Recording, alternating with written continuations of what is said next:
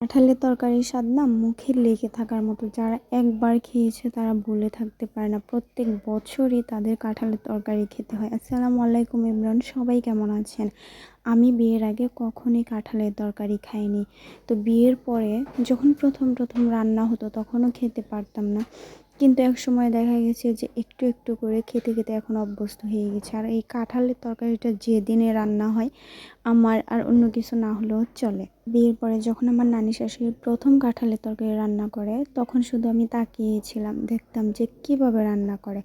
আর যখন প্রথম বলেছিল যে কাঁঠালের কেত্তা রান্না করবো, তখন তো আমি অবাক যে কাঁঠালের কেত্তা তো একমাত্র গরু খায়, এটা মানুষ কী করে খাবে। তারপর দেখি যে না, পুরো কাঁঠালটাই রান্না করে। আর আজকেও তাই হচ্ছে, পুরো কাঁঠালই রান্না হচ্ছে।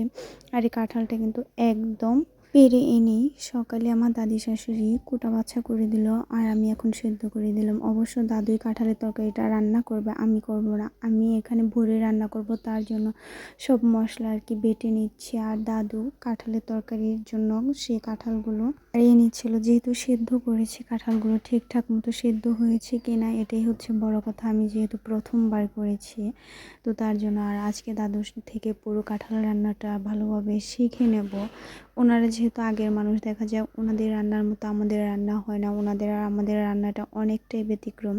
তো আমি তার জন্য আগে আর কি ভুড়িটা রান্না করে ফেলছি। আর দাদু যখন কাঁঠাল রান্না করবে তখন আমি বসে থাকবো সাথে। বয়স্ক মানুষ রান্না করে খাওয়াচ্ছে, এটাই তো বেশি। আর সাথে থেকে টুকটাক কাজ করে দেবো, এগিয়ে দেবো, এটার মজা কিন্তু আলাদা। দেখা যায় যে বাড়িতে যখন অন্য কেউ রান্না করে আর নিজে বসে থাকি, এতটা ভালো লাগে সেটা কি আর বলবো। একমাত্র বিবাহিত আপুরাই বলতে পারবে। বাড়ির একমাত্র বউ বলে রান্নার ভার আমার উপরে। আর রান্নার হাতটা যেহেতু মোটামুটি ভালো, সেক্ষেত্রে দেখা যায় যে কারো আর রান্না করে আসতে হয় না। আমি টুকটাক গুছিয়ে নিজের রান্নাগুলো নিজেই করে নিতে পারি। বাড়ির বউ হলে যেসব নিয়মকানুন মেনে চলতে হয়, তার মোটামুটি নিয়মকানুন না মেনেই চলে আমি। আলহামদুলিল্লাহ বাড়ির মেয়ের মতোই থাকি। কারণ হচ্ছে দেখা যায় আমার বিয়ের আগে যে জিনিসগুলো আমি আয়ত্ত করেছি, যে রান্না করার পর প্রথমেই আর কি মেয়েরা খায় না, এটা আর কি আমাদের আগের দিনে চাচিরা দাদিরা যারা ছিল তারাই নাকি বলতো। তো সেই ক্ষেত্রে দেখা যায় যে ওই টুকটাক বিষয়গুলো আমি শিখেছি। তো এখনও পর্যন্ত দেখা যায় আমার যখন খিদা লাগে, আমার যখন মনে চায় আমি ঠিক তখনই খেয়ে উঠি। এটা নিয়ে কখনো কথা হয় না।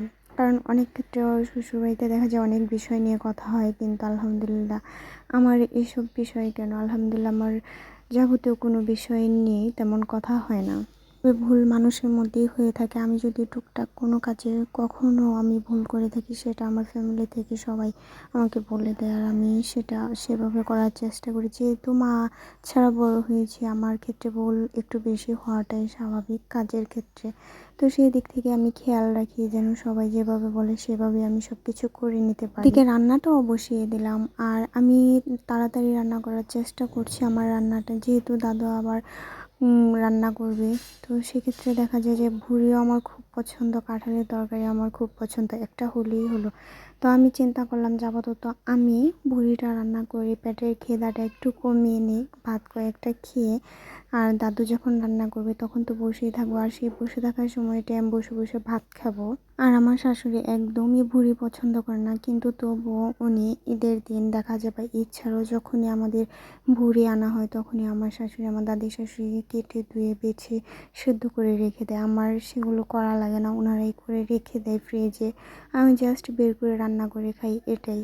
তো তারপর আলহামদুলিল্লাহ আমার ভাগ্য অনেক দিক থেকে ভালো যে আমি আমার বাবার বাড়িতে কাউকে পাইনি, আর শ্বশুর বাড়িতে এসে সবাইকে পেয়েছি। আমার একদিক থেকে হলো আমি সুখী। বাবার বাড়িতে যেমন কিছু ছিল না, শ্বশুর বাড়িতে সবই পেয়েছি আলহামদুলিল্লাহ।